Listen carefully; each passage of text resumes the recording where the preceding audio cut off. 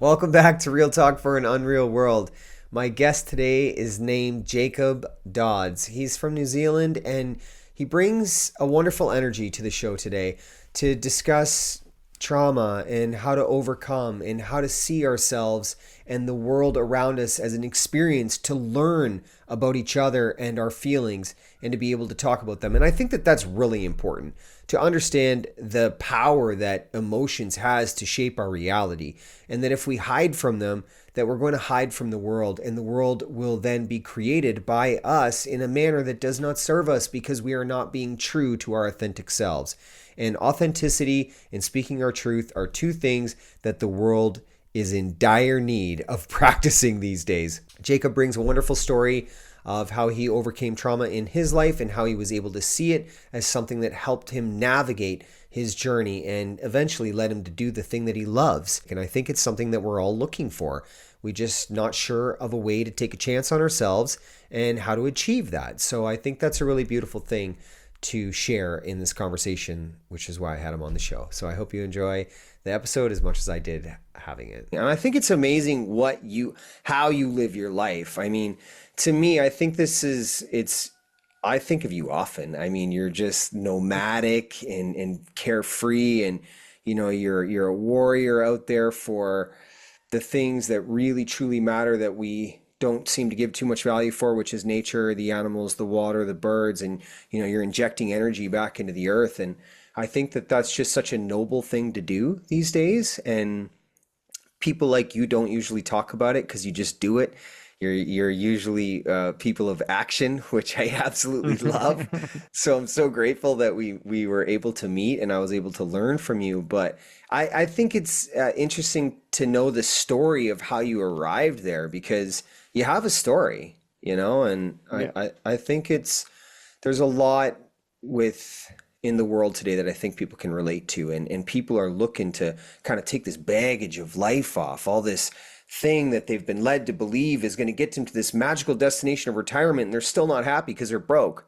And even if they have money, this money isn't doing it for them either. They're missing this thing, and I believe that thing is freedom and the ability to take a chance on oneself. And I know you did Mm. that. So I commend you for being able to do that along the road. S- Thank you, brother. Thank you. Yeah. But you're born in New Zealand? Yeah, born, not too far from where I am now, in the South Island, East Coast. Some reason I keep getting drawn to the East Coast a lot as well through my life. Whether I lived in the South Island, North Island, whatever, it was often the East Coast. And I think that's the sunrise thing, because I'm such a sun body, absolutely love the sun. Yeah, a wee while ago we were having 33, 34, 35 degrees days, and I was working in it. People were hiding, and I was out there digging holes and putting in posts and pouring concrete, and I was just loving it. Like I was just like, my goodness, give me some more of this. So when I was guided to come south, I was like, oh, I wanted to go north. Like, come on, guys. But, the calling's there and there's a higher purpose. So I honor that, and I know I will be fed. Here I have an awesome fireplace. I'm looked after. The last place I was at had an awesome fireplace, beautiful dog to play with. We had actually a lot of amazing days down there as well. Here, I've had some good days, but it's been more in the single figures, kind of, 8, 9, maybe 11, 12 highs kind of thing. And I go to the beach often because it's good for me, and the sun's sometimes out and you can feel the heat of the sun, but yeah, it's a lot fresher. Rugged up and I got my hat on. I mean, I've usually got my shoes off. Well, yeah, every time actually, except for once. My feet start going, what the hell? But yeah, it's so good to do. That's the same weather as up in Canada right now. Same thing. It's been cooler like that. And it's our spring. I mean, it's our summer. We're transitioning, right? So to know we're Mm, having the same weather as you, it's like, really? Like we should be into this by now, but yeah, yeah. yeah. The weather's crazy now, eh? Yeah, even the flowers, things are like going, what's going on? Yeah. Where's the seasons? Yeah. I got the fruit trees in the front yard actually, and they speak to me all the time. Like, I watch them, what's going on with them, and it's interesting to see like nature's always going to take care of itself. It's cool. It's got what it needs to do. It doesn't need us to do anything, but it does know more about climate changes than we do in the sense of what it's preparing to do for itself. So it's interesting to watch how they prepare for that, how they stress for that. They're just communicating in their own way as well.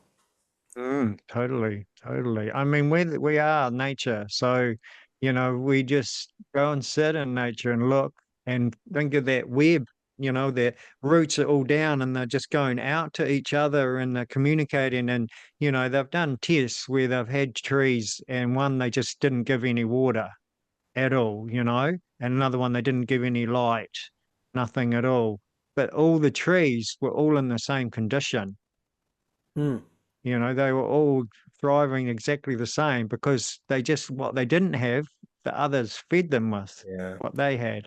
And they shared and helped each other out, and it's fascinating, and we're like that, we don't, sure, you're there and I'm here, but we are connected. Hmm. There is a network, a field of energy flowing between us, and that's how whatever you do can touch anyone anywhere in the world. So there's this massive ripple effect always happening. So it's not really about changing people. It's just about changing ourselves so that energy can be felt and help someone to change themselves. That's something humans love to do. They love to control things that are out of their control or put energy into things that are out of their control. And it's like they wonder why nothing's happening in their life. It's like the only reality that you can change is within yourself, with the one that you see. So by being the change in the world, by becoming the change, yeah, you open up new opportunities. Like when you have a positive mindset, you attract positivity, or your intuition is heightened enough to know when something's negative and that's not good for you because that's coming into your positive energy barrier. And that's got to be created through an immense amount of work. That's why I love individuals that have overcome things in their life and live life on our own terms, because anyone can do this. I mean, that's the Mm. beautiful aspect about it. Like what you're doing, what I'm doing. I mean, we're doing two totally different things, but we have the same projection of what we want in life, just peace, love, connection. Like it's not some hippie dream that, is filled with LSD and peyote. It's very it's very beautiful and achievable. Very real. It's very real and very tangible, and it's just the journey of yeah, I guess peeling back the layers and moving through those densities, and that just takes a willingness. That's really all it is. Um, it's just purely a willingness of saying, I want to create something different for myself, and that was the thing for me. From a very young age, I asked a lot of questions and I was given a hard time about that. However, it never stopped me, and to this day, I see questions super empowering because when I ask a question, I'm reflecting something about myself. I don't look at the outside circumstances. I see my response to them and what the outside circumstances are reflecting back to me for me to see within myself. And then within that questioning, I get some answers, and they're not always the answers that I thought, or they lead me in a direction where maybe if I was figuring it out or looking at it in a different way, relating in a different way, I'd go on a whole different journey. So it's just about bringing it back to myself and just seeing what's in my field and what I'm attracting in my field and where does that come from and how do I shift that to bring more light and more beauty into my world. Yeah, I can relate with that as well. Like, 4 years ago, I was homeless, or I got out of jail homeless, yeah, and just walked away because I made a choice in my life to walk away from a 23-year drug addiction because I chose to see something else in myself. But that does not mean, it's all figured out in that moment. I self-reflect daily. Like I have a company, I have a podcast, I have many other areas of my life that I'm in, but I'm in here and I'm in my heart steady because this to me is the greatest experiment. I am trying to use myself as an experiment for myself to see what I can become. I want to see what I can do. I want to see what I can undo in my mind and connect new experiences through emotional understanding of having new experiences with my heart, and kind of lead from my heart, because we're so often led to lead from our mind, and our mind Mm. creates hypotheticals and assumptions. And as soon as we get caught up in hypotheticals and assumptions, well, we're just creating scenarios that, aren't true. But we practice this philosophy of doing this, and often when people are trying to go within, they're getting blocked between that hypothetical and assumption that they're creating about, or overthinking things that are very simple. And I get that. I mean, it's a very easy thing to do these days, but anything you practice, you get good at. And I mean, I'm 4 years in. Like Jacob's had a whole run of a life, and he's still self-reflecting, because that's what it is. The journey is such a beautiful aspect when we're able to do that and tap in. And for me, man, when the results happen, when I process something, oh my gosh, like that for me is like when I see something a different way, like you were saying. It just it's the most magical thing. It's there is If people understood that value because they put the work into themselves and they were able to see that reward, you would think your paycheck is worth nothing, because it's like this kind of stuff, like processing traumas, or parts of yourself that you don't like, man, the reward in that is just an evolution of self, which is very beautiful. Yeah, the thing with the things we don't like about ourselves, what I find is the closer we bring them to ourselves and love them, that's how they shift. Whereas the other way is to push it away, to hide it or not want to look at it. And that gets you nowhere. You just start looping, and it's in your field. So it's creating anyway, even if you're not aware of it, or you're not putting any energy into it, it's still creating something. So, those things, like one of the parts of bullying in my younger years at primary school, one of my best friends was the leader of that. And on my journey, I came to a place where it was like I actually have to embrace my ego more. So I named my ego the same name as that guy. And what it did is it shifted my relationship to what happened in those situations, and also my relationship to my ego, because I befriended it by giving it a name, but then I gave it a name with someone who had created a lot of trauma in my life.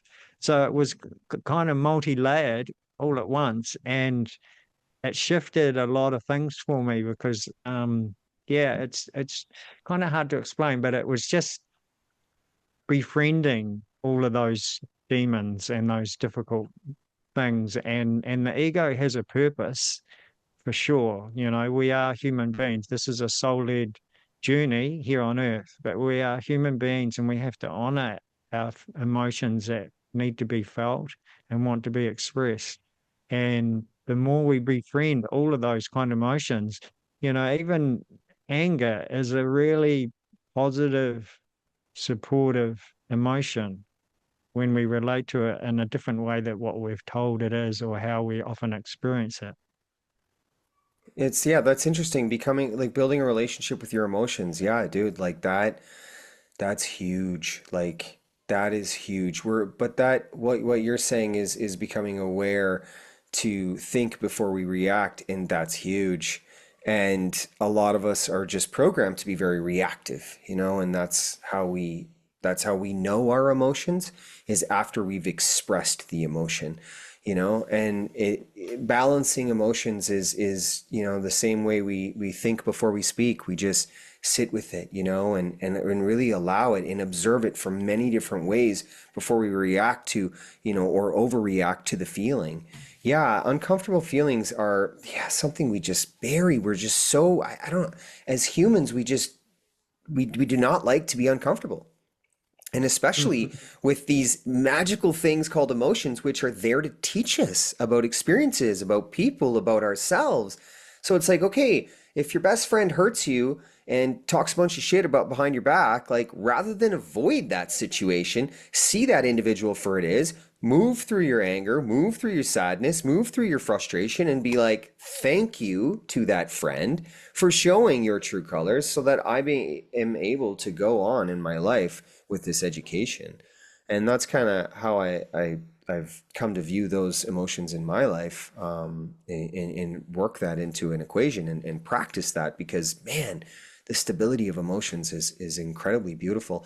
I like what you said though about ego. You gave ego a name that you understood, which was your best friend. But your best friend had a yin and a yang to him because he turned out he began the journey as a friend, someone you could trust and rely on.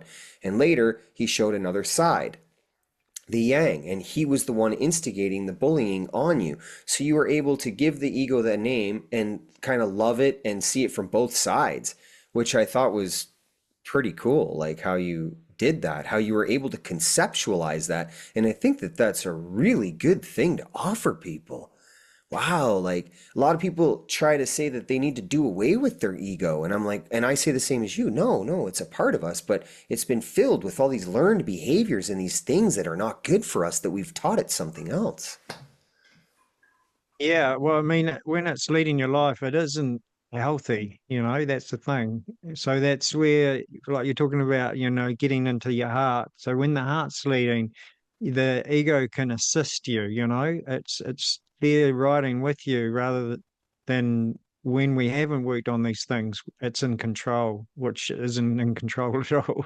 It's just chaos, it's Yeah. just creating dramas and issues and problems, and you're in loops and everything, so yeah, that's where the work is, to find a way of to get more still and self-reflect and sit within your body in your heart space. These are vital tools that have helped me. And the body is so much more intelligent than the mind. The mind can can't comprehend consciousness really. It just can't grasp it. The and higher mind, which is not this mind, for sure, it plays a part. It's like the Buddha. The Buddha talks about the higher mind.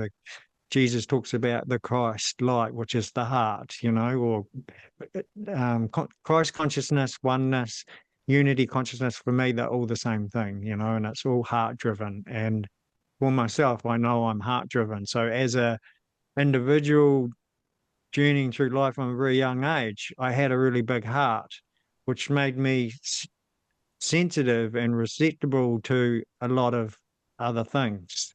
And often, uh, almost, I don't know, whether saying like it seems like you're a target because other people just throw stuff at you because you're this immense being, and actually on some level you can handle it, but at that time you're confused and lost and you don't know what that is, and you get angry and hurt and you react and do all sorts of crazy stuff, and you go off and rebel and get into addictions and abuse other people and do all this crazy journey that we often do, and then at some point you go, what is this? This isn't resonating with me. That's what happened for me anyway. It's like I don't enjoy this world. There must be something more. Okay, so what is that something? And as soon as you ask that question, you'll get assisted. The universe will go, okay, yeah. Did you hear that, guys? Righto, let's get together. Start throwing them things. Start bringing in a message here or a sign here or this person into their life. Yeah. And that's all you need to do. It's just ask the question and bring in an invitation of something different. And yeah, I mean, I'm very aware of signs, and I get a huge amount of signs, especially from nature and animals and birds. And there's still many I miss. That's how many there are. That's how much support we have. You know, Hmm. and you don't miss them. You just don't register them at that moment, but it'll come around again. It's not like, oh, whoops, okay, I won't get that again. It's not like that at all. It's just in that moment you're caught in your head or busy with whatever life or whatever, and that's okay as well. It's okay. Go, okay, well, yeah, I was just doing something else, and that's okay. Yeah, people think with synchronicities that, like, if I don't see it, I'm not going to see it again. It's like, oh no, the universe is going to keep throwing things at you until it gets your attention. And that doesn't mean, and that's even for people that are completely unaware of the synchronicities. I mean, they think it's a coincidence. People love to use that word or things like that, and that's okay to use that word, no problem. I used to use it myself. before I understood the language. And um, yeah, it's really interesting. Even yeah, me myself, I miss things as well. I like how you said like yeah, questioning things as a young fella there that was something that people kind of give you a hard time for, but the questioning of things is also what like brought you to ask that question into the universe that was like, oh yeah, hey, here, we're listening to you. We'll give you the love. We'll give you the connection. We'll give you the understanding. Like this guy right here, he's asking questions. But I didn't know that about you, and me too. I did that all the time as a kid. That's why I thought school was so ridiculous, is because I just kept asking so many questions, and I was always loud and just like everyone knew me in the class because I was the guy asking questions all the time, and the teachers were kind of just sick of it. Like, just freaking do what's on the board, man. You know what I mean? But I couldn't grasp that. It wasn't enough for me. It was like, no, this is not enough. And that's a great place for people to become. That's another wonderful observation. Like I love how you said that. Question everything, so much so that it leads you to question the universe and say, okay, hey, if you're real, universe, Buddha, Krishna, Allah, Jesus, Christ, it doesn't matter what you want to call it because it's all love, right? So if you want to Yeah. put it out there, however you want to put it out there, ask that. And I've been talking a lot about that lately. I was trying to figure out this a way to talk about Jesus because in my life, it's interesting we're talking about this. I when in the jail cell when all of this transition happened for me, I was reading a book, about a guy who has a similar life. Many of you that have listened to my podcast know about this, but if you haven't, I was just reading the book in the jail cell, and the man surrendered his love to Jesus. Long story short, you can check the earlier episodes to learn about the story. Um, but I spoke those friggin' words into the universe that I surrendered my love to Jesus, and bang, like this frickin' wave of peace and love like I'd never known before just washed through me. Washed, like that's a wonderful way to put it. And then I learn. I become a student of love. Long story short, there's a beautiful episodes in that previous ones. Check that out. But I become a student of love, and I'm like, what is this? Like this Christ consciousness, this understanding of like okay, like no attachments, like all of the teachings of the spiritual teachers. It's like if you want access to these kind of things, all you gotta do is ask. So I love that you said that. How do you see those things? Is that like an all one kind of thing? The asking or the light, The teachers, like the teachers. Oh, okay. Yeah, I feel the essence is all one, like the yeah, essence of all of us, we all come from the same source. yeah, And and there are beings who came with certain purposes, and they have let's say access to frequencies that not everyone has, and purposes and codes. It doesn't mean they're more or less. No one's more or less, because we're all from the same source. But I feel we all have the same codex. So for me, it's honoring every being, and these beings that have come and they've brought the light that they have, and they've assisted humanity on our evolution. Um, to feel grateful and see them as a pure being of love.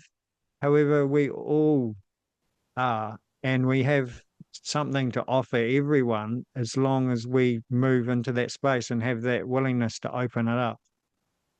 Do I see them as, yeah, it's all one in the sense that they're actually the same being, or No, I think you hit it on the head there, the essence, the energy of what they are. Because what they left was, yes, teachings, but they left an energetic imprint on this planet, which was an energetic imprint on human beings. And that, to me, I see it the same way. I never really asked anyone that before, and I respect you. So well, I respect everyone, but I totally wanted to ask you that just because this whole thing came up. And I also, for me, it was the reason I said I struggled to talk about Jesus is because of the way religions portrayed it. But I did some soul searching, and I asked myself, okay, what does this thing mean to me? What does Buddha mean to me? What is Allah? What is Buddha? These were individuals that were examples that were here, just like you said, at a time, and they lived a life of purity. And for me, I look to, the examples that we have for the youth to follow, or, for any of us to kind of associate with how we want to live our lives. And, that's when it all connected for me. It was like, you know what? This guy, this guy named Jesus was around a long time ago. He was just a poor guy, a carpenter, and he strolls around and, travels the lands and offers time and energy and wisdom and shares experience with people along the way to help them, in their life. I'm like, what an example. Like, this guy is love, man. He's just distributing love wherever he goes. He walks into a room and he becomes the light because of the energy he portrays. And I thought to myself, I said, you know what? All right, Jesus, you and me are cool. You Buddha, like, if you had this crazy life of all these lavish things and you let go of all those attachments to be somebody that you found within yourself, you're cool too. I like you guys. You know what? I'm going to follow that trajectory. You guys are going to be the people that I look up to. So if I can walk and live my life and lead my life as an example in those footsteps, I'm okay. I love my life right now, and I just kind of put this together. It's been something I've been playing with for, like, it's been on my mind because this thing happened to me, right? By speaking these words, Jesus, and I didn't know how to talk about it, but I'm so happy I do know now.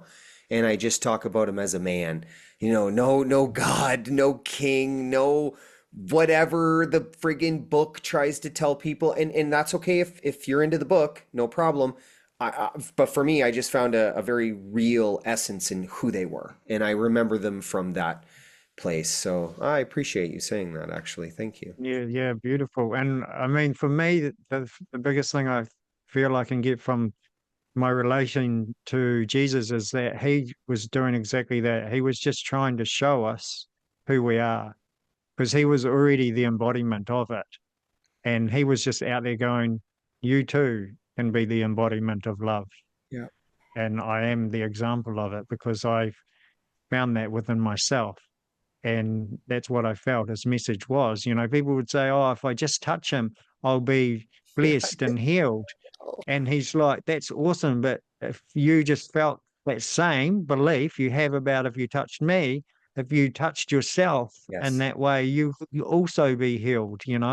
So yeah, it's beautiful and we're so blessed to have these beings and for us all now, if we can just be that in ourselves and shine that out and then other people they kind of take notice, you just smile to people, that just goes out and someone smiles back and you may not even know why, there may not be any words or anything, but something has been exchanged, Yeah. something, there's a flicker of a light of some kind, of some form that can assist someone to start questioning things, just by being who you are, being that expression of love in the best way you can.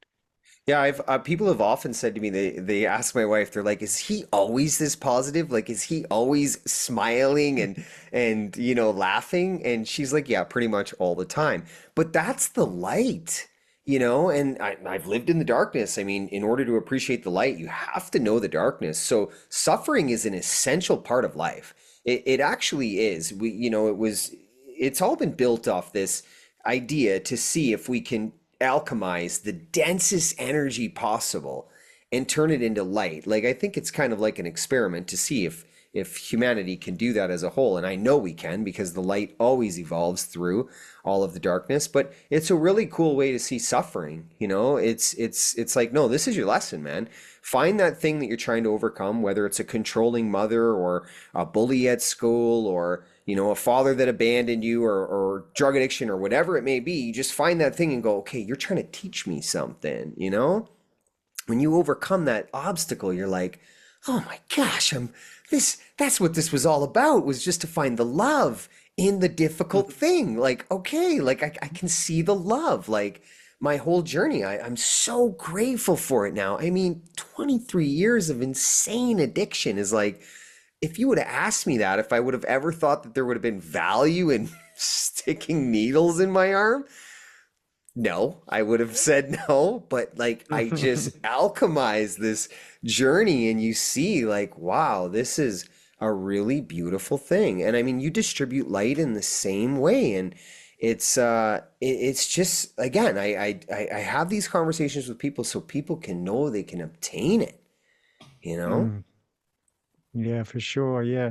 I mean, what just came into my awareness while you were sharing, and it's all related to what we've been talking about because it's reflective of, for me, life happens for us. You can go through all sorts of experiences, and I've had many, and it wasn't pretty, but actually it was happening for me, as part of my soul expression, my evolution, what I've come here to experience, to master.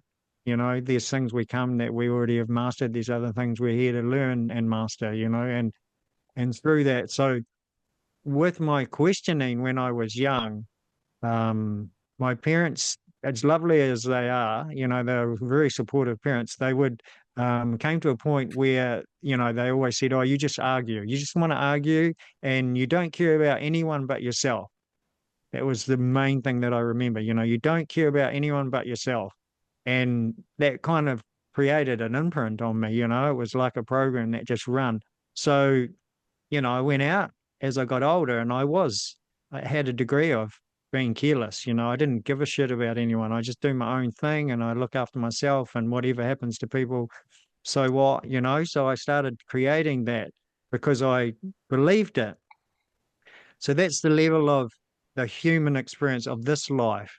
So when I went into working deeper and going into past lives, what came up with a friend of mine, we're in a session that I had a life not that long ago. I came to New Zealand around when it was colonized. And I was in England and I was educated and well off, but I was an alcoholic and a gambler. And I didn't give a shit about anyone. I just wanted to get drunk and gamble and whatever. And so I was kicked out of the family. And at the same time I was kicked out of the family, I came to New Zealand. And because I was educated, I didn't really care about them. I only cared about that I was okay. I had a house, I could go to the pub, I could get my drink, I could do my gambling. So I caused chaos for a lot of people. And so we did a clearing around that. And then I said to my friend, wow, I brought some of that into this life. So what that shows me is because I had some of that in my energy field, my parents saying those things to me was helping me to see what I was creating. Interesting. So it takes it to a different level. Then you see that you're a part of that experience. I wasn't just getting told off. I didn't get in, trauma. There was trauma around that, and there was things that happened because of it. But if you go deeper, it was all just playing out as it was meant to be because I chose that as part of being in my energy field. I hadn't learnt the lesson properly, fully, and I come here to experience it. So I learnt the lesson. So those things were said to me, so I would have that experience and therefore do the work. Were you able to see this like at what stage? Not as a youth, not in your youth, right? Like this, yeah. No, yeah, not in my Right. youth, I don't yeah. want people to be thinking like, how is this guy so aware? No. What is this past life thing he's talking about? Not in my youth, but the thing with when I was getting bullied by my friends and my best friends, all of my friends jumped on board at times. I had sometimes 30, 40 people create a circle around me and call my name and say, get him, and say name, call me names, big nose and rubby jobby, because my name's different actually, and it's not because of that. It's a whole different story. Um, but while that was all happening, and I was crying, and sometimes I got beaten up and I had to fight someone or not or whatever, and I had things, clods thrown at me as I was walking home, and I was tied up by a rope and left, and my teacher found me, and all sorts of things happened. But in between those times, um, my friends would stop or people would stop, and every time I allowed them back into my life. And there's many ways of relating to that. You could say, well, you were just love that victimhood or you didn't get it, and so, and it happened on and off over 3 years. So the last 2 years of primary school, the first year of high school. And what I realized is that I had this innate feeling already that love and forgiveness was a big important part, and to not see people just as how they were acting out and the circumstances that I was experiencing, but there was something else. But I didn't know that. I wasn't conscious of that. But there was some part of me as my essence that was still holding me in that place. So I was able to move through those. And then at a point, I was able to speak up, and then my friends stopped and all that stuff stopped. And I know now that I see people when I go, well, if someone's acting that way, they must be in a world of pain, Yeah. and I'm not condoning their action. I'm not saying it's okay, but they need help, and if they are willing to ask, then okay, we can help them. If they're not, then okay, we just need to look after ourselves and see what we need to do in that environment. But on some level, I felt I must have known that in some ways as a youth, going through those experiences. Um, and yeah, that forgiveness. And then on the journey of healing, it was like, oh, I actually have to start forgiving myself. Right. Because Yeah, I that's have beautiful forgiveness for others, but the more important is to forgive ourselves. Yeah, and it's funny, like it's easy for us to do that. It's easy for us to forgive those external for us. I just had a conversation with a friend today, and he was talking exactly about the same thing. He was able to forgive others for things that he'd done to him. And I said, "Well, what about you? Do you have this self-love and self-care for you?" He's like, "I've never had it. Don't even know what it is."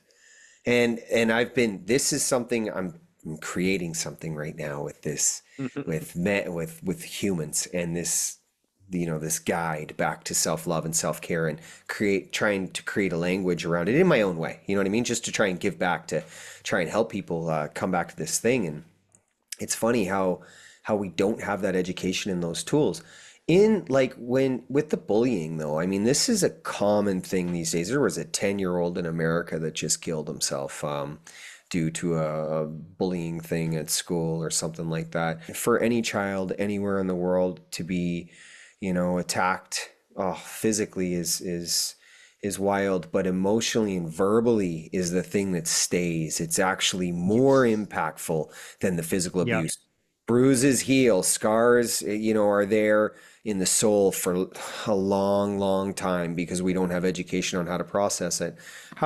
Just for, if there's any parents or anyone who's listening and they've got a child that's being bullied, I think the education that you went through at that time is very valuable.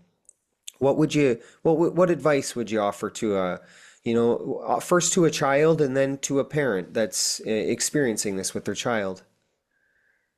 I would say speaking up, you know, asking, trying to find someone that you can tell what's actually truly going on. I feel that that's really important. And then, um, and for the parents also to be able to have conversations about these things, these sensitive things, because my parents were supportive, but there wasn't, I don't recall conversations about it. It was kind of like, we're here, you're okay, yeah, but yeah, go back. Okay, next day, go to school. You need to go to school, okay, turn up again, see what happens today. And it's not like pull them out of school, but it's just about um, able to have those difficult conversations about real, true sensitivities. It's the same thing with suicide and all that. It's not talked about enough, it's too scary, but actually that's what it requires Yeah. because you can help people. And then people who are in that place know there's an outlet. And I don't, because there's all this judgment and things around, I'm weak if I show that I'm feeling like I want to commit suicide or whatever and all this, Yeah. and especially for us males, because we're told we'll be strong and you don't have feelings and show emotions and all that, but that's total rubbish, so yeah, just being able to reach out, I think is the big one. And just knowing that you're not a bad person. You aren't a bad person. You're a very lovely person. It's often what happens to you because you are such a lovely person and sensitive, and these kind of people don't know how to manage that kind of energy. and they're angry, and it's easy for them to just start throwing it at someone else. Yeah, and I think like the value in parents stepping up and being like showing their child love through the conversation to be like, hey, look, we can talk about this openly. The boy who is attacking you every day, he has no one. He has no one in his life to talk to him about what he's doing and what he's feeling. And this is kind of how this is transpiring. Like what you said there is to know that the child that is attacking the child is going through an immense amount of difficulties as well. I had a girl on the podcast not too long ago, and she was telling a story of that where there was a bully at school, and he would just come and fight every day at the playground, and everyone called him out for being the problem. 6 months later, they found out his father was molesting him every night, before he went to bed, and she was just trying to show like the 360 version of everything that's happening. So you're right. The more conversations we can have, regardless of the situation, rather than going in with blame and victim mentality, we just go in with, open hearts and say, hey, we've got two things happening here within two children, and Mm. there's a story behind each thing. And rather than, point fingers and want to kill each other, let's get to the bottom of this. Let's speak our truths and find the truth. And yeah, that's the thing that, oh, geez, with these youth, like pretending to be somebody they're not, and these filters and these algorithms, I just feel like, guys, never more in your life. There's never been a pivotal more time for you to practice speaking your truth at every opportunity because, the world is trying to program that it's okay to be somebody you're not, and it's okay to pretend that you have it all together. And it's just, like you say, completely wrong. Yeah, no, beautiful. And I really love what you said there. We don't know what other people's person is going through. That's a thing. You could be anywhere in the supermarket and see, oh, that person's, they can't move their trolley out of the way, or they just don't care. They're doing this or whatever, but you have no idea what's happening for them, and that's where when we step into our heart, we can have compassion, and we can not, go about life looking externally. Just knowing that you're in love with yourself and life is beautiful, and just going about your business and supporting yourself so you can support others. And then you won't notice these things, or you'll just see them in a different way. And actually, maybe instead of going, oh, that person's acting in a way that's not okay, they're taking up the whole aisle or whatever, you can just stop and go, oh, well, actually, this moment I'll go around the other way. I'll come back to this aisle, or, I'll say, hello, how are you going, or something, yeah, just respond to it in a different way. Yeah, and that's that light language, that's the language of love. It's just love for self understands that we're all on our own journey and experiencing things differently. And unless we get to know the chapters in someone's story, like, I mean, there's no sense in being reactive and there's no sense in being judgmental because who are we to do that, Like, if we tune this instrument right here to be highly receptive and understanding with empathy and compassion towards those around us, like your life is just so much lighter. And it's something we've been programmed to do is to judge each other and judge ourselves. And this is why we practice it. And to just know that you can obtain that. I mean, for some people, when I have conversations with them, it's just so foreign to this light language, this love, for self, because we've just been led so far away from it. But it's simple acts of kindness that help grow it and allow you to practice Mm. it. I like how you Yeah, said, and also feeding it, like when you do something good, acknowledge it, talk about it, say, pat yourself on the back, like we're so easy to notice the bad things or the things we don't like, or all these things, and because we're consumed by it. If you're living an everyday life, it's just constantly in your world all the time. That's how it's run. When you do something well, or you have a gut feeling about something, and then you don't necessarily see it in anything else, but then it plays out, and then you go, oh, I had a gut feeling about that. Really acknowledge it, really embody it into your being and celebrate it, yeah. because that feeds that innate nature, that intuitive self more, and you can create more, even it doesn't matter how big or small it is, the tiniest thing, it doesn't matter. Just as long as you give it some energy, it can feed on that, and grow. Yeah, the practice of awareness. And also with myself, even when I do things that I'm not happy with, or, I make mistakes because I make mistakes all the time. But when I make a mistake, oh, I catch myself right away. And I'm like, because I know what I've done that I don't like. And it's okay. It's okay to do things we don't like because we're evolving to the person that we do like. I just allow it. I go, okay, I said that because sometimes I talk too much. But yeah, I'll say something and I'll be like, "Oh, I didn't like the way I delivered that." Right? Like I used to go at. I'll give you an example. I used to go at religion pretty hard. That was my thing. Like, religion, they're controlling everyone and rah rah rah. But it's like, man, like that doesn't work. It doesn't get through to people. So we can do this in a different way. And I actually got better at not doing it by seeing the mistakes and honoring the mistakes I was making, but learning from them at the same time. So having it be two part, like commending myself when I was growing, because I love that, but then also seeing myself making those mistakes and being like, okay, this is okay because this is going to make you better. Mm. Yeah, beautiful, beautiful. And also that kind of mentality is that one of separation, you know? It's like I look at the government here. I don't agree with the government's choices. I don't align with them, but they're not separate from me. Mm, You know, that's the thing. There's no separation. They're still a being expressing themselves, however way they want to express themselves, and they're a body, or and then within that, these individuals.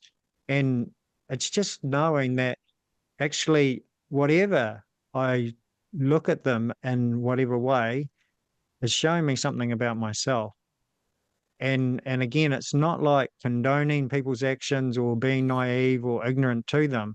It's just noticing how I'm relating to whatever that situation is. And often, if it's in that kind of way, it's just showing me I'm seeing them in separate, you know. And when you start moving into the heart, and it's just finding your place within that. Okay, what feeds you? How do you want to express yourself? And what doesn't resonate, then fine. When even when you go to a course and there's a teacher and they're teaching awesome things and there's some things that don't resonate with you, then that's fine. You just leave those. yeah. And if you have a reaction to them, then you go, well, actually, maybe it's not that I don't resonate with them. It's just that I'm not ready to look at that thing within myself. And that's all that's showing me, because life is constantly a direct reflection of ourselves Mm. you know that's for me is a huge tool, and my perception is my greatest teacher. Yeah, I love that. I love that. Like, I used to put a lot of time and energy into trying to expose establishments for what they were doing, and I quickly saw, like, this is going nowhere. I mean, just Hmm. like you said, these establishments and these individuals that are making up these establishments have spent a very long time creating these systems to work in a certain favor.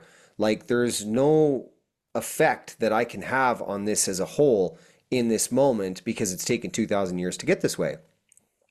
So I valued my energy so much that it was like, what a waste of time that is. I'm just tired all the time and I'm not really going to do anything.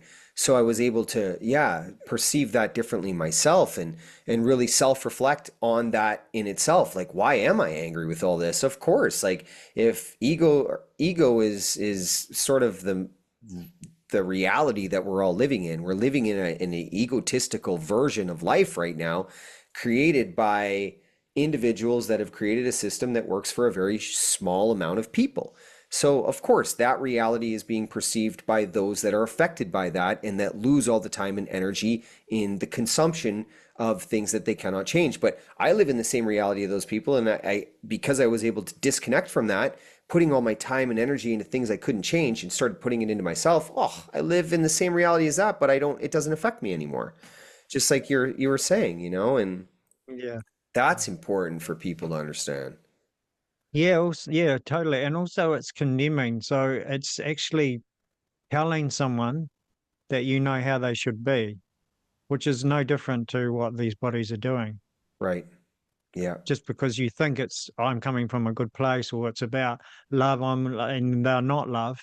But if you're condemning them, then yeah, you're saying they should be doing what you're doing. But if they don't have that conscious awareness, or they're not at that place, or they don't have that understanding and understanding, insight, however you want to express it, they're not going to be there. Just like you and I know on our journey, we didn't have the conscious awareness that we have now, but we're not going to condemn ourselves. We're going to look at our journey and reflect back and go, okay, well, it was like this, and this is the purpose, and all the rest of it. So, you know, the thing is I ask myself, is do I know or anyone knows what conscious evolution is meant to look like?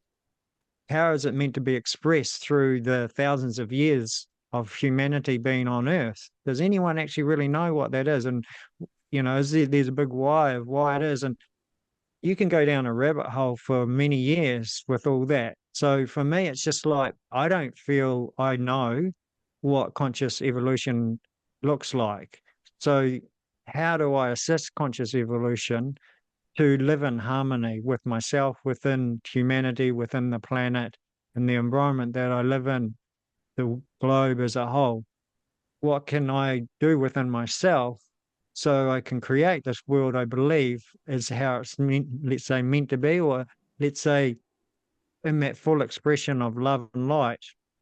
And I don't necessarily believe that there isn't any shadow in that, because we live in the dualistic world in these paradigms, And as a multidimensional being, we live in other realms at the same time. So we access different frequencies at different times. But here on Earth, it's a very different frequency and a different expression. So we have to honor that. It's just like you walk into a room, a lot of people say, oh, I walk into a dark room and I flick the switch and the light comes on. To see the dark's gone.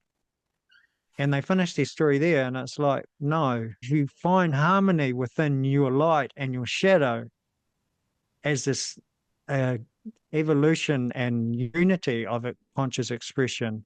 You'll be able to be more harmonious with everything within your world.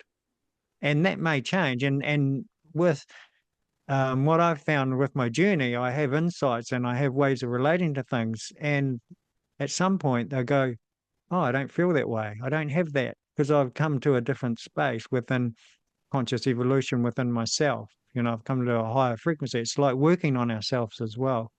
Um, you work on something and then it goes away and you don't have it for a couple of years. And then you experience it again. And a lot of people go, oh, I'm back here again. And it's like, no, no, no, no, no. You're moving forward. If you're still doing the work and you're on a conscious evolution, you've come to a frequency where you haven't been able to work on it because you were never at that frequency, but now you are, and it's in your field at that frequency. So it presents itself. So it's a blessing. It's like, woohoo. Okay, I get to clean this out of my system so I can even go to a higher frequency and bring in more light and more love and be more expressive and more aligned to my true purpose, my soul mission that I'm here for. Yeah, I looked at like Egypt and how they viewed the weighing of the heart, if a light heart was achieved, you were able to pass through. So when I perceive that and I think about that, because Egypt to me was a place of, conscious development, conscious growth. Like, I mean, these individuals were tuned into frequencies and vibrations, and they created schools and, surrounding these topics, which I just find so fascinating.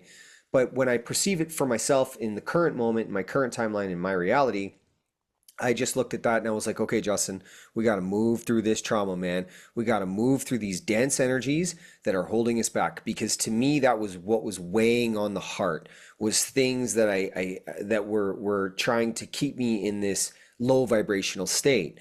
So of the darkness or the shadow work is what was there to teach me about the evolution through it, so the appreciation of it, so I could obtain that light from a dark situation, because we have duality, like you say, just because you walk into a room and you flick the light switch on, the dark is not gone. It's just out of your perception, right? So that's a really great concept of how to look at it and how to move through it and how to appreciate it, because people often do not want to face or speak their truth regarding difficult situations like bullying or, physical abuse or abandonment, neglect, whatever it may be. It's because they're ashamed of it. But it's like, no, that's your teacher. That's the thing that's here to help move you forward, help make you lighter. It's weighing you down so you can break free from it and become lighter. And that high vibrational state and that frequency, like you say, is what we're tuning into. And when you hit that state and you are lighter from taking the emotional baggage off, man, like the dense world is not dense anymore because we create the density. And yeah, that's something else I was going to touch on. Like you said, this whole thing with Jesus with me, I was, the church separates us from God, right? And we are told and led to believe that we are all made in, I see it as his and her image, divine masculine energy, divine feminine energy. So his and her, if God is the creator and we were created in his and her image, well, then that makes us creators because we are a piece of this thing called God or prime creator. So if God is inside of me, then I should turn my belief system within me because I carry God, and I should create the reality that I want to live in externally from me. So this puts all of my belief and power back into me. It doesn't take it away from me and tell me that I have to give money for it and say, just pray a little harder and you're going to get what you need. But it's like, well, wait a minute. Yeah, prayer is great, but you better believe in something. And if you're going to believe in anything, you better believe in yourself and find a community of individuals that are believing in themselves as well and navigating the journey. So I liked how you were saying that. It just made me think of that when you were putting those things together. So I appreciate that. Mm. Yeah, and it's good that what you share as well, like I am a nomadic person and I always put it out there wherever I go, my vibe tribe is there. And that's the thing, we're not alone. We don't Yeah, we might think there's rare people, or not many around or whatever, and we go to places, but there's always like-minded people everywhere you go. You just have to be open for it. And the other day, I just went to the garage and I talked with the customer service guy, and he was doing something.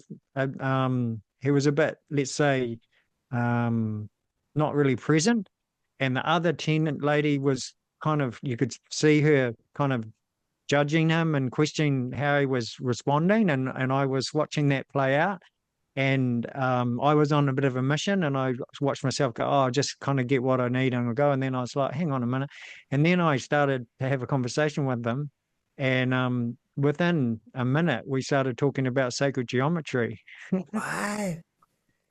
Wow. They were in tune with Yeah, sacred geometry? yeah, yeah, and he Nice. was reading what's the book?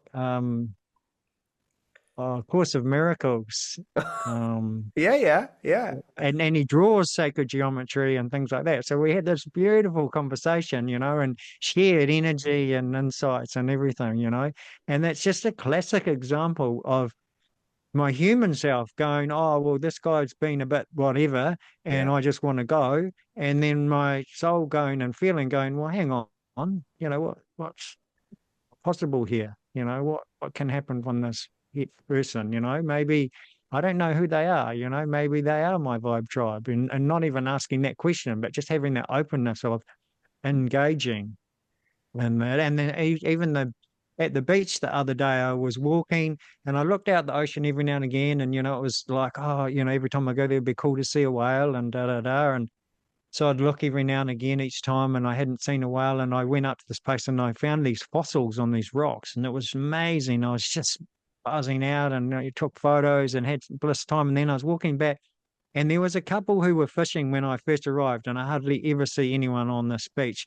And then as I started walking back, they started to leave, and there's only one path onto the beach, and it's kilometers long. It's huge, massive. And I was like, oh, it's interesting they're coming back, and I noticed there was a part of me going, oh, that funny people, they probably have nothing to do with, and we're not anything that relates to each other. That was my initial feeling. And then I was like, oh, it's interesting how they're coming back at the same time. I wonder what conversations we could have or what we could share with each other. And then, so I got there a little bit before them and I stopped and I waved and said hello. And then they started coming closer and, hi, how you going? And, oh, yeah. And hey, how'd you go with fishing? Yeah, good. And da da da talking. And they said, did you see the whale? And I said, what? And they said, there's a whale out there. We've been watching the whale. And I said, no, I didn't see the whale. And I looked and they said, oh, it's just coming along every so often. And then it would blow a big spurt of water up as it rose up out of the ocean and then it would go down. And so, and there it was, like just a few hundred meters off the beach. It Cool, was like, very oh, cool. But that's yeah, amazing. I love that you just shared that because I really hope people are encouraged by things that we would typically walk away from because, we don't want to put ourselves out there or we don't want to open our hearts. It's like everything is connected. Everything is an opportunity for you to grow. Like every single thing. And I mean, if you can shape your perception to start conceiving these realities, it's like, okay, like, what do you mean? This gas attendant has something to teach me? Maybe, like, you know what I mean? And even if there's that connection isn't the one, you're practicing getting ready for the connections that do.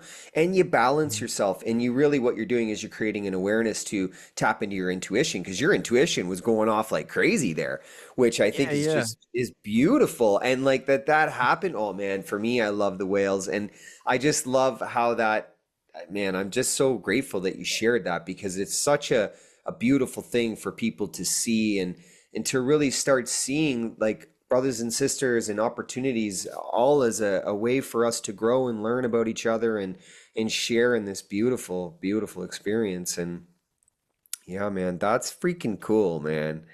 That's Yeah, really it cool is. that that happened. It's really cool. I was so grateful. I was just like buzzing and I went and just sat on the beach and watched it for ages and tuned into it. And I was just like, wow, such a blessing. And then actually when I came back, I think it was that trip here, there was a hawk. I came around the corner and there was a hawk sitting on the ground and it was eating something, but just on the side of the road. And normally they would just fly off straight away, but it Yeah. stopped and I slowed down and it just stayed there. And it was only like 2 meters from my car, and I was in a 80K area or something like that. And and I was like, oh, it's fascinating. And as I drove past and watched it, and it's interesting that it's sitting there.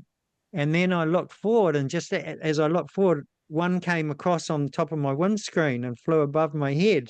And Beautiful. then I looked up, and straight away I got the message as above, so below, that you're totally connected with the all possibilities in this realm, Yeah. and it was like, and it was just another message of, Yeah. okay, just connect with people, just be engaged in life, be in your body, and interact with other humans. You just don't know what's possible because it I always possible. And I think it's so great that, you share that in the vehicle as well. Most people, they get in a car and they end up at a destination. They have no idea how they arrived at the destination because their mind was in the past or in the future. So, these balancing acts, we'll say, this practice of balancing within your life and creating these awarenesses and moving through these blocks that you have, like they open you up to see the world in such a magical way. And if you don't have communities of individuals to practice this with, like, I am obviously here. I give my life for this. I don't have all the answers, but I certainly have a community of individuals that I'm open to share with. And like Jacob, like we're open. This is what we do. And we just try to be the example in life. And man, I just want to thank you for all the work that you do just for the planet because we didn't go too much into that, but I know what you're doing for this place. And we'll have Jacob back on because I want to talk more about nature with you and really kind of show people what love can do, what consciousness can do, or the awareness of what we're capable of doing and injecting that back in nature. And then nature is such a beautiful giver itself of all these wonderful things. So there are definitely people like Jacob out there that are doing things behind closed, RV windows and just in nature, like really supporting the whole system and or supporting an evolution of the system by injecting love back into it. So, brother, I appreciate you sharing this story, man. Thank you so much for being here. Yeah, thank you, brother. I really appreciate our connection and having me on board here.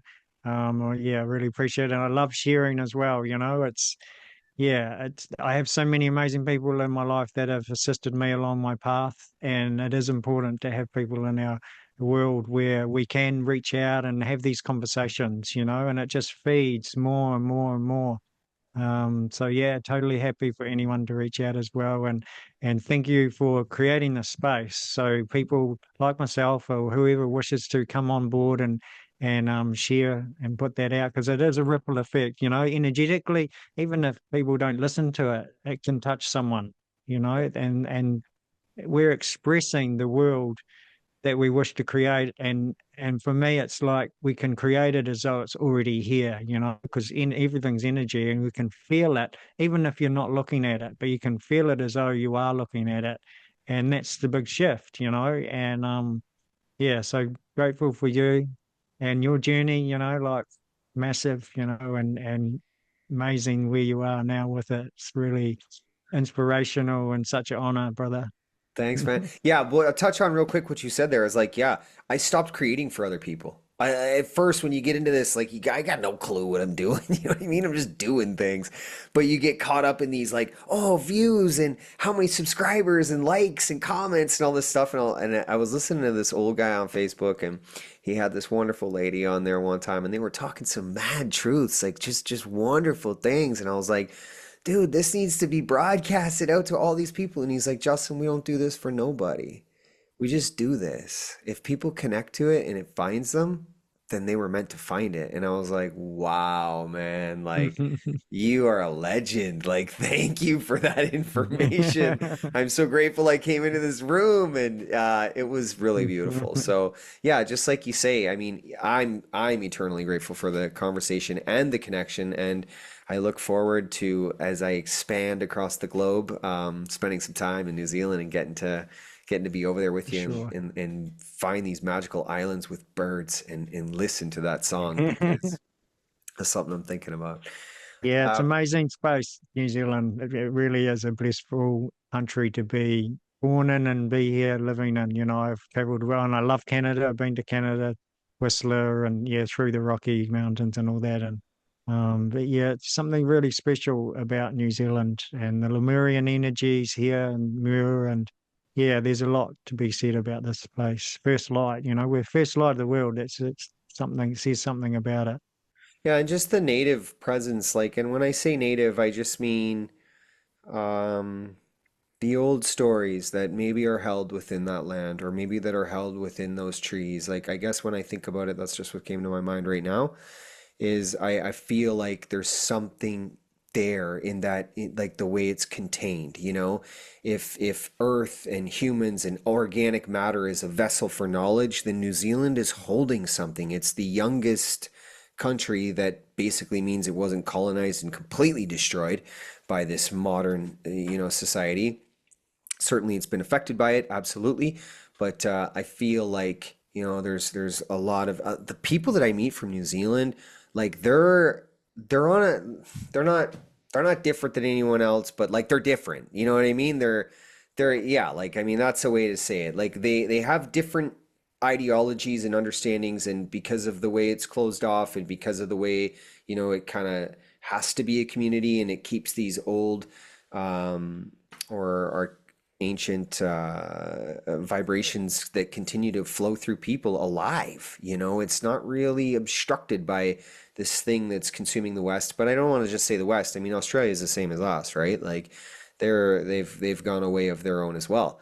So it's definitely Yeah, they are shifting, starting to come around more and more. They're starting to acknowledge the indigenous people a lot more. Yeah, it's still a process. Um, yeah, we can definitely yeah. have episodes about colonization, what happened to the indigenous Oh, within yeah. this country. And I actually do It's- want to start having that. So, if you've got knowledge on that over in your part, I'd love to have conversations about that with you. Yeah, for sure. I have some, like Waitaha were living here when the Māoris come, and that's, there's people who know about that. There's many people who don't, and it's definitely not acknowledged in mainstream in our country. It's not part of our history at all, and it's huge. It's a huge part of our history and a really, really special body of people and from many cultures. Yeah, no weapon. Yeah, living in harmony. Yeah, I think that'd be a great topic for us to discuss next time. So people get ready for that. We're going to talk about some real people doing some real things with real energy that I believe is being awakened inside of us again today. Because I know when I first met you, though, Jacob, I was like, oh my gosh, this guy has a warrior spirit. And there was a bunch of synchronicities that happened that day. Jacob and I met at a full moon group meditation. Crystal grid gathering. Crystal Grid Gathering, held by Ada Andromeda, which she has an earlier episode in the podcast list with me.